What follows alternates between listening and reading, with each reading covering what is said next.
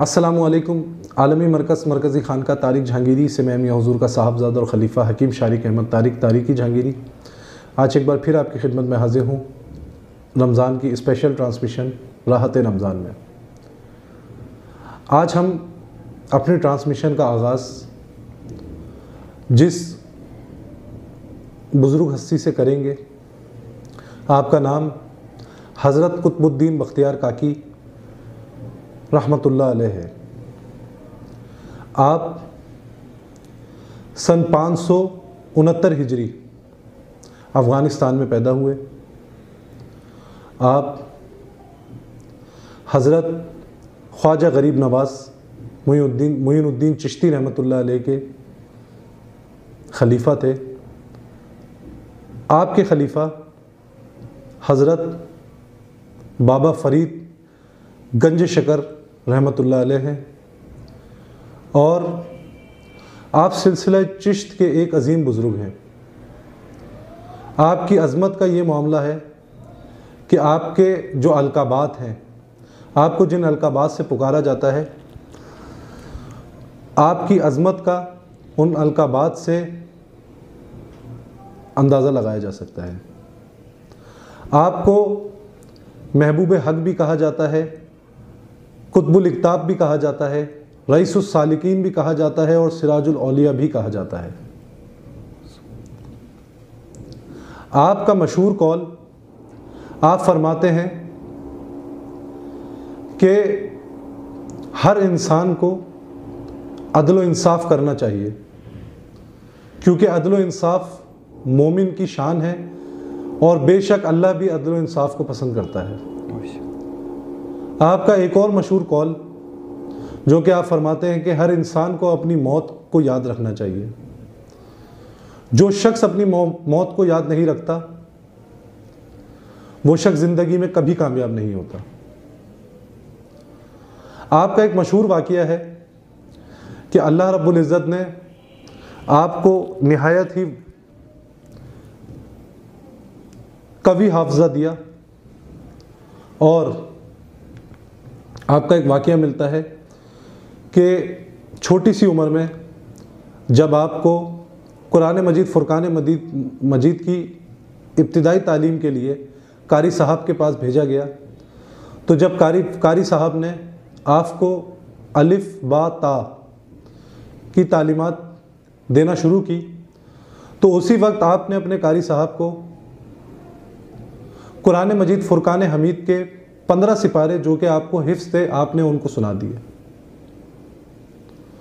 तो वो निहायत ही हैरान और परेशानी की कैफियत में उन्होंने आपसे पूछा कि बेटा ये आपको कैसे याद है? तो आपने फरमाया कि मेरी वालदा कुरान मजीद फ़ुरक़ान हमीद के 15 सिपारों की हाफ़िज़ा हैं और जब वो इन सिपारों को पढ़ा करती थी तो मैं सुना करता था, तो मुझे याद हो। आपके हाफ़िज़े का ये मुकाम था, ये मामला था।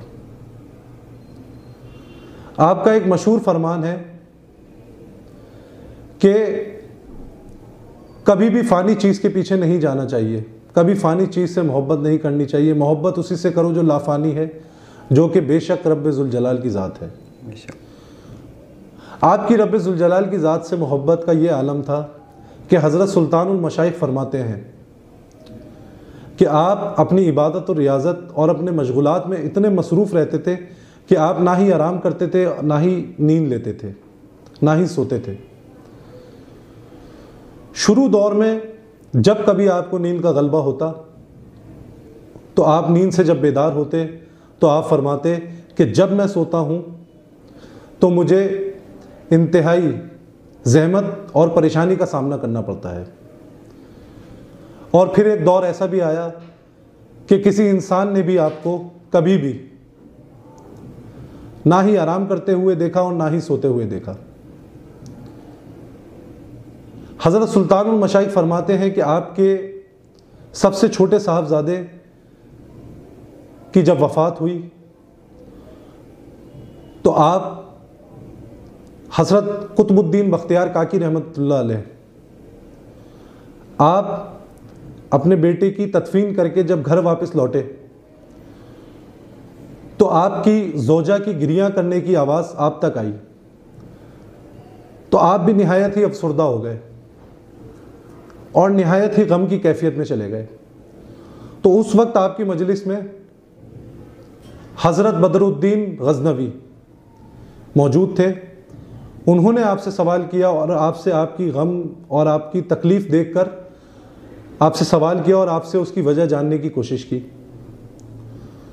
तो आपने फरमाया कि मुझे अब याद आया है, जिस बच्चे को मैं दफना कर आया हूं वो मेरा सबसे छोटा साहबजादा है। तो ये आलम था आपका अपने रब से मोहब्बत करने का, अपनी रियाजत हो, अपनी इबादत हो, अपने मशगूलात में मसरूफ़ रहने का, कि आपके बेटे की वफ़ात हुई, आपने उनको दफन किया, आप दफन करके वापस लौट आए, तो उसके बाद जब आपकी जोजा की गिरिया करने की आवाज़ आई तब आपको याद आया कि आपके साथ क्या मामला गुजरा है। और इस मामले को बताने के बाद आपने उनसे फरमाया कि अगर मुझे उस वक्त याद आ जाता तो मैं अल्लाह रब्बुल इज़्ज़त की बारगाह में दरख्वास्त करता, दुआ करता, तो मेरी दुआ ज़रूर पूरी होती। अल्लाह रब्बुल इज़्ज़त आपका फैज़ान हम सब पर जारी व सारी फरमाए, और जिस तरह की इबादत और रियाजत का मामला आपका था, अल्लाह ताला हमें भी उसकी तौफीक अता फरमाए। आमीन सुम आमीन या रब्बुल आलमीन।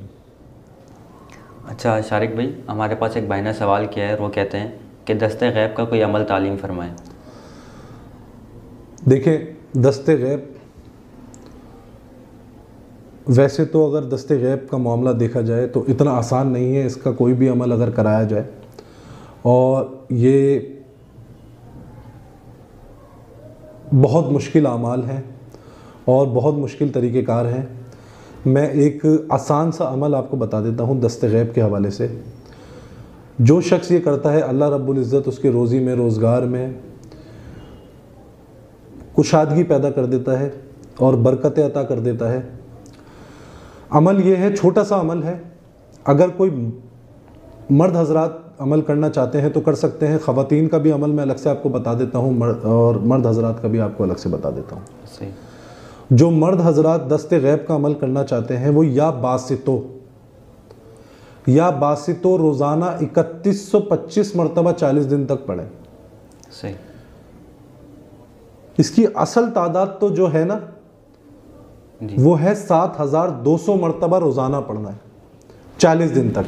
सही।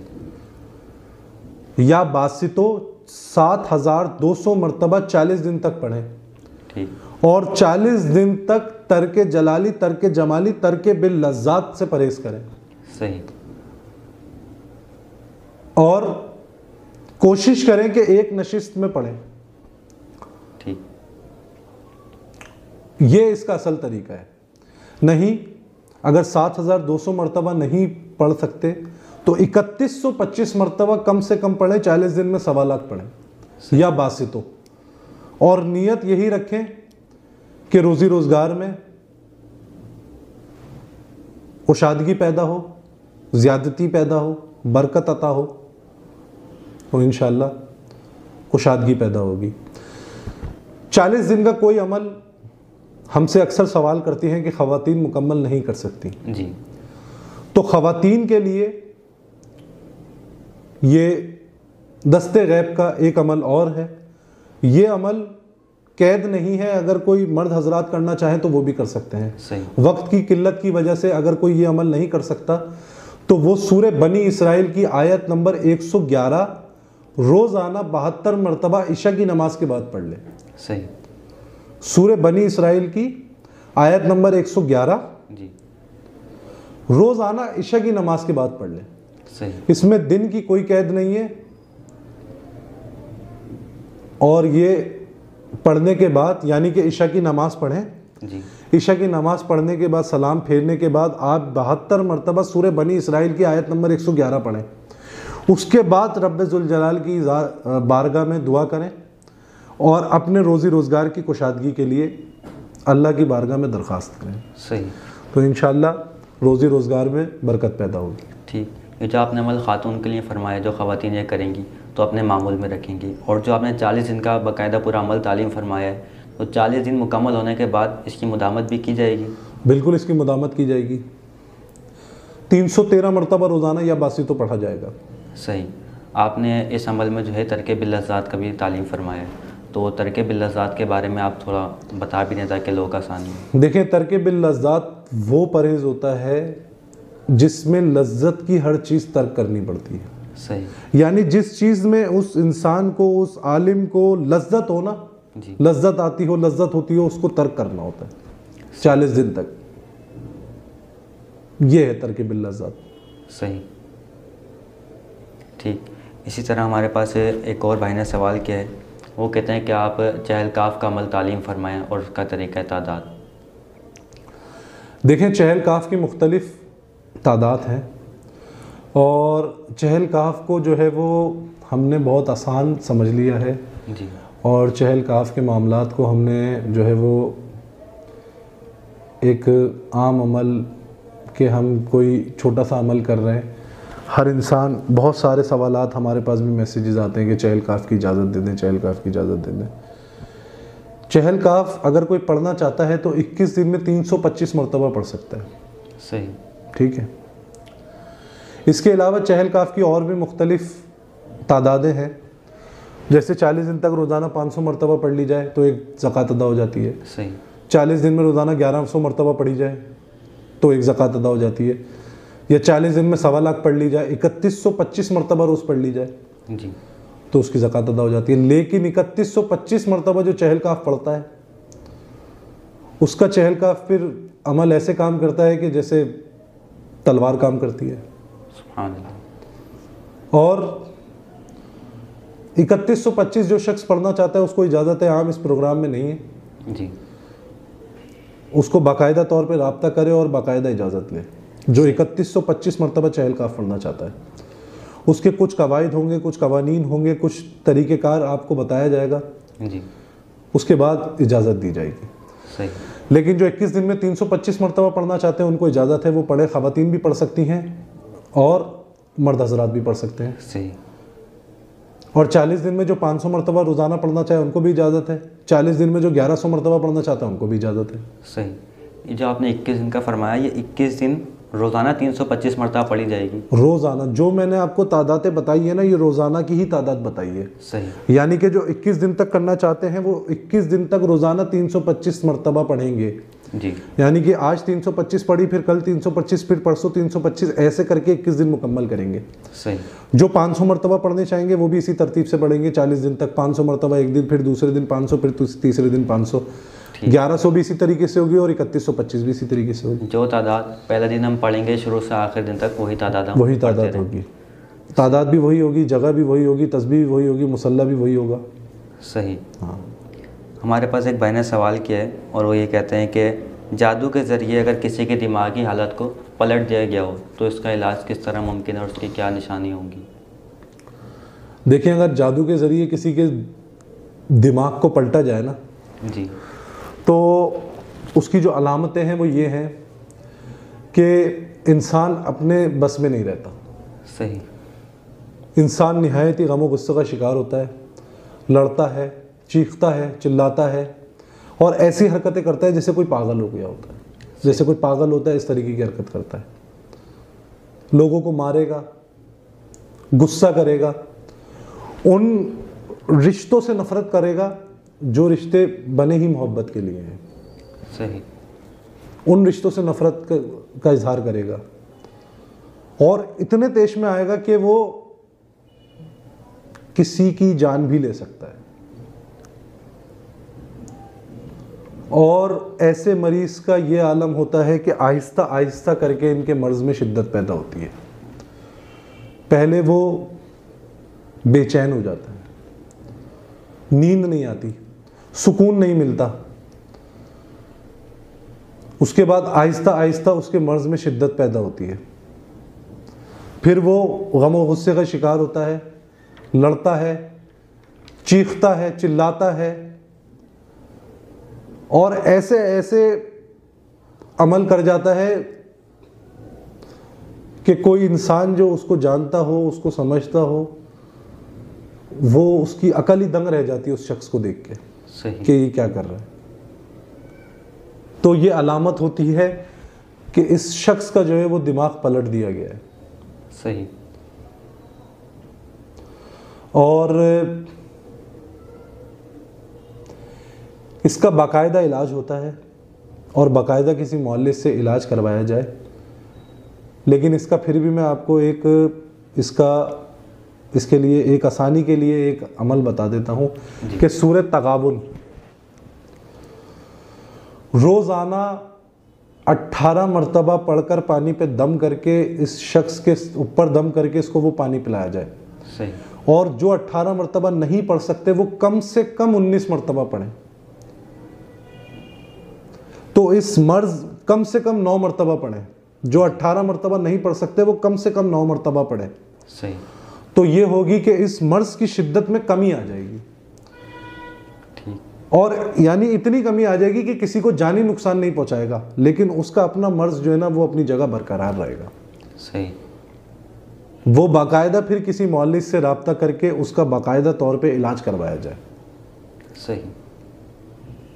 इसी तरह हमारे पास एक भाई ने तिब्बी सवाल किया है कि हेपेटाइटिस का इलाज तालीम फरमाएं। देखिए, हेपेटाइटिस का बहुत आसान इलाज है। वैसे हेपेटाइटिस के भी जो ना स्टेजेस होते हैं। सही। ठीक है, अगर शुरू का स्टेज है हेपेटाइटिस का तो उसके लिए एक जड़ी बूटी आती है कुटकी। सही। ठीक है, कुटकी आती है, उसको पाउडर करवा लें। कुटकी का पाउडर जो है ना 500 मिलीग्राम जी यानी 500 mg के कैप्सूल में भर लें और उसको रोज़ाना 2 टाइम खाएं, सुबह नाश्ते के बाद, रात के खाने के बाद। सही। तो हेपेटाइटिस जो इब्तिदाई मर्ज होगा तो वो ख़त्म हो जाएगा। लेकिन अगर हेपेटाइटिस बिगड़ चुका है, जिसको काला यरकान कहते हैं जी, उसका फिर बाकायदा तौर पे जो है ना इलाज होता है। सही। वो किसी मुअल्लिज से रब्ता करें और फिर उसका बाकायदा तौर पे इलाज कराएं। ये अगर इब्तिदाई मर्ज है तो इसी जड़ी बूटी से ये मर्ज ठीक हो जाएगा, और अगर ये मर्ज बिगड़ चुका है तो फिर किसी मुअल्लिज से बाकायदा जो है वो रब्ता करें और उसका इलाज कराएं। एक भाई ने हमसे ख्वाब की ताबीर पूछी है। वो कहते हैं कि जिस रात मैंने मियां हुजूर से बैत की, उस रात जब मैं सोया तो मैंने ख्वाब में 2 चांद देखे, और एक चांद बज़ाहिर था और एक चांद जो है बादलों के पीछे छुपा हुआ था, लेकिन वो सूरज की तरह चमक रहा था। तो इसकी क्या ताबीर होगी?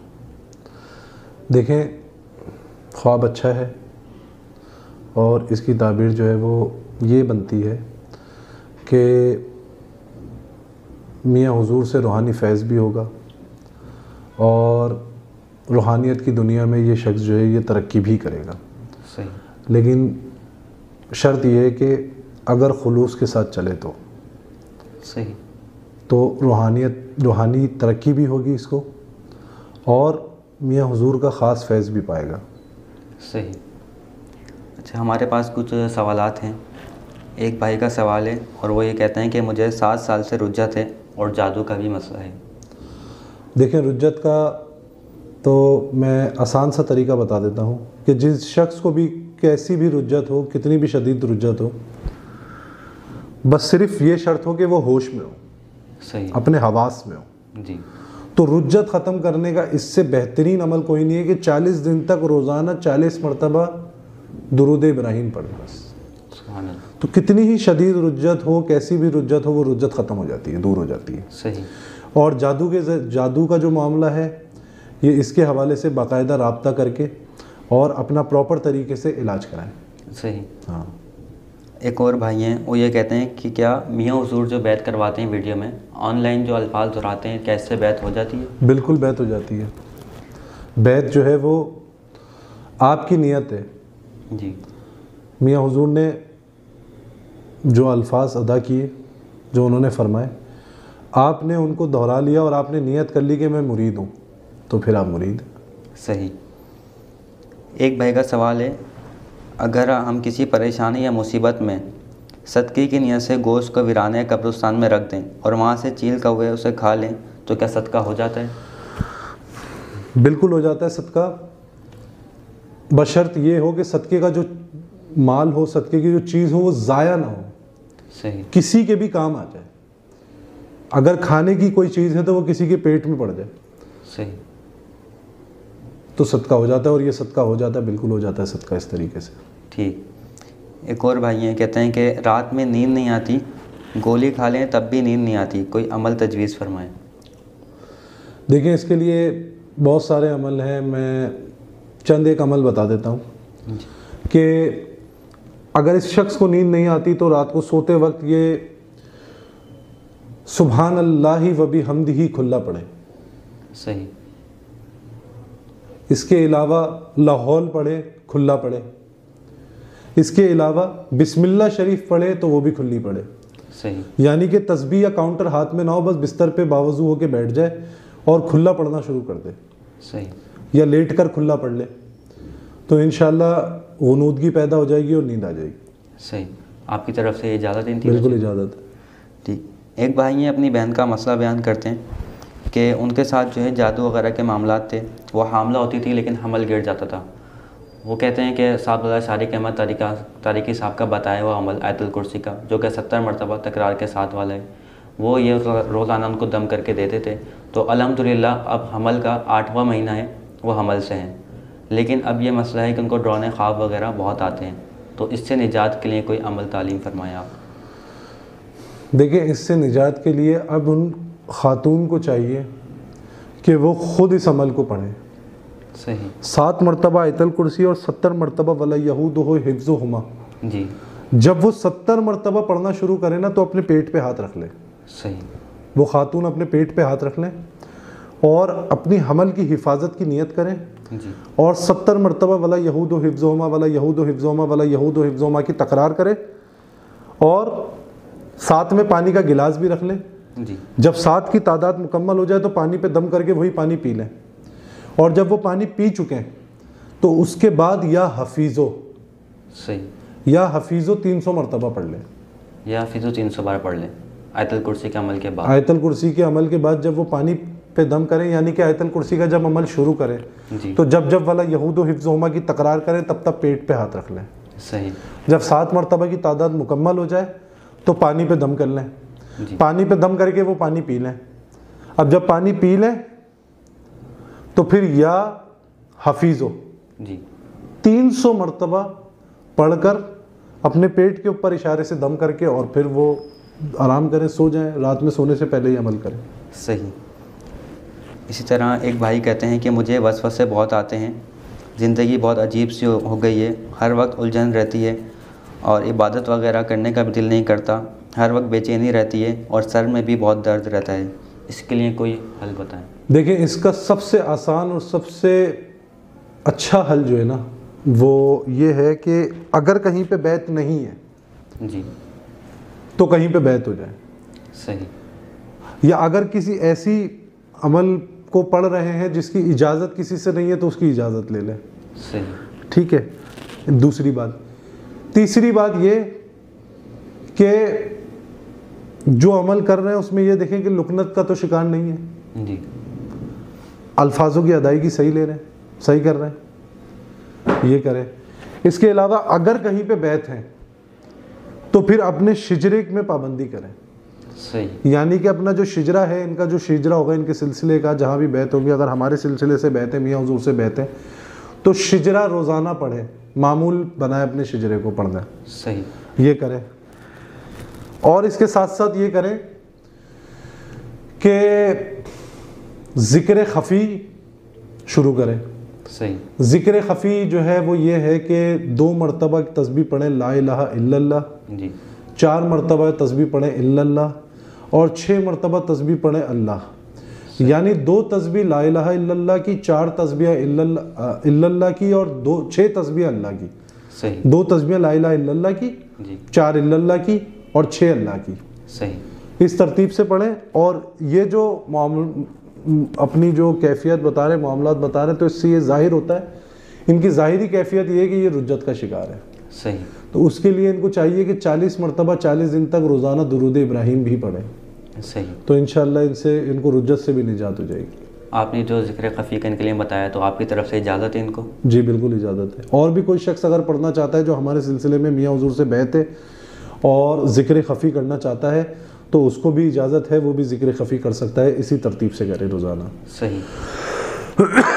एक भाई का सवाल है कि काले जादू की वजह से जो मेडिकली प्रॉब्लम्स हो जाती हैं और हम जादू वगैरह का इलाज करवा लेते हैं, लेकिन उसके बाद ही मेडिकली मसला रहता है, तो इसको किस तरह से ख़त्म किया जाए? देखें, इसका जो है ना, ये टॉपिक बहुत बड़ा है, इस पे बात करेंगे कभी, लेकिन अभी मैं आपको इसके बारे में थोड़ा सा आगाह कर दूं कि जो भी ऐसा मर्ज़ जादू के ज़रिए पैदा हो कि किसी ने किसी के ऊपर जादू कराया और किसी का कोई मर्ज़, मैदे के मर्ज़ में मुब्तला हो गया, गुर्दों के मर्ज़ में मुब्तला हो गया, जिगर के मर्ज़ में मुब्तला हो गया, जहनी मर्ज़ में मुब्तला हो गया जी, मसानों के मर्ज़ में मुब्तला हो गया, मसाने के मर्ज़ में, इसके अलावा दिल के मर्ज़ में मुब्तला हो गया, गैस के मर्ज़ में मुब्तला हो गया, कब्ज़ के मर्ज़ में मुब्तला हो गया, तो इसको कहते हैं सहर बिल अमराज। सही। ठीक है। अच्छा, जब किसी शख्स के ऊपर सहर बिल अमराज के मामलात होते हैं और किसी बॉडी ऑर्गन को डैमेज किया जाता है जादू के ज़रिए, जिन्नात के ज़रिए, खबीस के ज़रिए, या किसी भी ऐसी चीज़ के ज़रिए जो अरवाए खबीसा में से होती है जी, तो ये बात तो तय है कि वो बॉडी ऑर्गन ख़राब होता है। सही। बाज़ औक़ात मुआलिज जो होता है वो रूहानी इलाज है, ऐसे करता है कि वो बेतरतीब इलाज करता है, यानी कि तजुर्बेकार नहीं होता, तजुर्बा नहीं होता। ठीक है, ज़कात अदा करी, उसको इजाज़त हो गई, उसने शुरू कर दिया इलाज मुआलजा, लेकिन उसको नहीं होता तजुर्बा जी, वो इलाज करता है और इलाज करके फिर ऐसे कर देता है इलाज के जो है ना, वो जादू तो ख़त्म हो जाता है, जिन्नात तो ख़त्म हो जाता है, लेकिन वो जिस्म से उधेड़ता है उसको, सही, उस मर्ज़ को, जादू को, उस जिन्न को, उस खबीस को वो जिस्म से उधेड़ता है। तो वो जिस बॉडी ऑर्गन के ऊपर भी मुसल्लत की जाती है या जिस बॉडी ऑर्गन पे ज़्यादा शिद्दत होती है उस चीज़ की, वो बॉडी ऑर्गन को नुकसान होता है। सही। उससे क्या होता है, फिर आपका रूहानी अमल ख़त्म हो जाता है, रूहानी अमल मुकम्मल हो जाता है, रूहानी इलाज मुकम्मल हो जाता है, लेकिन फिर आपको तिब्बी इलाज करवाने की ज़रूरत पड़ती है। फिर आप उसका तिब्बी इलाज करवाना शुरू करें, और लेकिन फिर इसका ये होता है कि अल्हम्दुलिल्लाह जब रूहानी इलाज हो जाता है तो उसका फिर तिब्बी इलाज भी हो जाता है। सही। क्योंकि उसका इलाज जो नहीं हो रहा होता ना, वो वही जादुई चीज़ें, जिन्नाती चीज़ें, वही चीज़ें जो है ना उसको रोके रखती हैं। सही। उस मर्ज़ को जो दवाइयाँ जो है वो ज़ाइल कर देती हैं, उसका असर ख़राब कर देती हैं। तो ये इतनी ताकत रखती हैं इंसानी जिस्म में, बैठकर ये सारे काम करती हैं। तो अल्लाह ताला हम सबको जो है वो ऐसे शर से महफूज रखे, आमीन। और जो लोग इस शर में मुब्तला हैं, इस परेशानी में मुब्तला हैं, उनको जल्द अज जल्द निजात दे, आमीन। मोहतरम, आपको कुछ इस्तिखारे दिए, आप उनका जवाब इनायत फरमा दें। देखो, आपका जो पहला इस्तिखारा है ना, उसका कोड है 322 जी। ये इस्तिखारा जो है वो इंडिया से करवाया है, शादी का इस्तिखारा है, और इनका इस्तिखारा जो है वो दुरुस्त है। सही। लेकिन इनसे बस एक चीज़ कह देना कि ये जो है ना, शादी में जल्दी ना करें। सही। पहले कोशिश करें कि लड़की वालों को समझ लें, उनके साथ थोड़ा सा टाइम गुजारें, और उसके बाद जो है ना शादी के मामलात करें। ठीक। लेकिन शादी का इस्तिखारा सही है। ठीक है जी। आपका दूसरा इस्तिखारा जो है, जिसका कोड है 323 जी। ये एक भाई हैं नौकरी के सिलसिले में कनाडा जाना चाहते हैं, तो इनका जाना अच्छा रहेगा, इनको वहाँ पे तरक्की होगी और ये जा सकते हैं, ये जाएं, अल्लाह ताला इनके रिस्क में तरक्की करे, आमीन। और ये जो कोड नंबर 324 है, इनको जो 2 बीमारियां हैं, इन खातून को शुगर है, हाई शुगर है, और बीपी कंट्रोल नहीं हो रहा। इनका जिस्मानी मर्ज़ के साथ साथ जो है ना, इनके ऊपर भी जादू के मामलात हैं। अच्छा। तो इनको चाहिए कि ये भी जो है ना अपना प्रॉपर तरीके से रूहानी इलाज भी करवाएं, और जो जिस्मानी, जैसे मैंने अभी थोड़ा सा समझाया, जी। तो उसके हवाले से भी मेडिसिन वगैरह लें और अपना रूहानी इलाज भी बाकायदा तौर पे करवाएं। सही। मोहतरम, दुआ करवा दीजिए। अल्लाहुम्मा सल्ली अला मुहम्मदिन व अला आलि मुहम्मद कमा सल्लैता अला इब्राहीम व अला आलि इब्राहीम इन्नका हमीदुम मजीद। अल्लाहुम्मा बारिक अला मुहम्मदिन व अला आलि मुहम्मद कमा बारकता अला इब्राहीम व अला आलि इब्राहीम इन्नका हमीदुम मजीद। या रब्बुल आलमीन या रहमतुल लिल आलमीन, जिन लोगों ने हमें दुआ का कहा और वो जिस परेशानी, जिस तकलीफ़, जिस दुख में मुब्तला है, या रब्बुल आलमीन उनकी उस दुख, दर्द, तकलीफ़, बीमारी, परेशानियों को उनसे निजात दिला। आमीन। या रब्बुल आलमीन जितने लोग जो इस जहान फ़ानी में जितने मोमिन मोमिनात मुस्लिम मुस्लिमात रहते हैं, या रब्बुल आलमीन उन तमाम की तमाम परेशानियों को दूर फरमा। या रब्बुल आलमीन हमारी हर किस्म की हाजतों को कबूल फरमा। या रब्बुल आलमीन मियाँ हुजूर को उम्र खिजरी अता फरमा, आपका साया तादेर हमारे सरों पे कायम दायम फरमा, आपको जोर जोर तमन्नाई अता फरमा। या रब्बुल आलमीन जिन अहबाब ने मुझे जिस दुआ का कहा तो सबके हाल जानता है, या रब्बुल आलमीन उन सब की दुआओं को, उन सब की हाजतों को दूर कबूल फरमा। या रब्बुल आलमीन उन सब के दुख, दर्द, तकलीफ़, बीमारी, परेशानियों को दूर फरमा। या रब्बुल आलमीन हमें इसी तरीके से इस्तिकामत नसीब फरमा। या रब्बुल आलमीन हमें इसी तरीके से दीन की, सिलसिले की, मियाँ हुजूर की, मखलूक खुदा की खिदमत करने की तौफीक अता फरमा। या रब्बुल आलमीन हमारा खात्मा बिल खैर फरमा। सुब्हान रब्बिका रब्बिल इज़्ज़ति अम्मा यसिफून व सलामुन अलल मुरसलीन वल्हम्दुलिल्लाहि रब्बिल आलमीन बिरहमतिका या अरहमर राहिमीन। बाक ला इलाहा इल्लल्लाहु मुहम्मदुर रसूलुल्लाह।